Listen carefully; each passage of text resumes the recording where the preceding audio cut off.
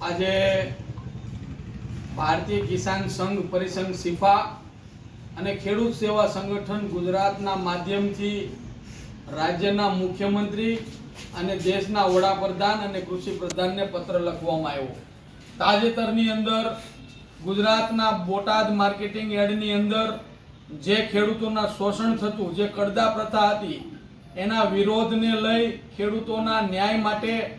જે આંદોલન 2 દિવસથી ગાંધી ચિંતા માર્ગે ચાલતું હતું, પરંતુ આ ગાંધી ચિંતા માર્ગની અંદર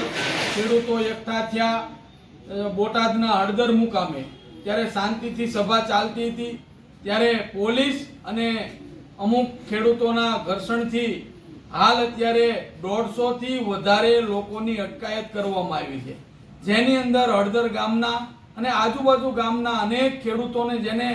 કાંઈ પણ કોઈ પણ પ્રકારની કાનૂન વ્યવસ્થા હાથમાં લીધા વગર, કાયદો તોડવા વગર એમનામ પોલીસે બળજબરીથી બેસાડી દીધા છે અને ઢોર માર મારવામાં આવ્યો છે. તો અમારી ઉગ્ર માંગ છે કે જે આની અંદર ખરેખર જે નિર્દોષ લોકો છે એને છોડી મૂકવામાં આવે, અન્યથા આગામી દિવસોની અંદર ગુજરાતની અંદર ગુજરાતના ખેડૂત તો ખરા જ, પણ સમગ્ર ભારતના ખેડૂતો અખિલ ભારતીય ખેડૂત પરિસંઘ સિફાના માધ્યમથી સંયુક્ત કિસાન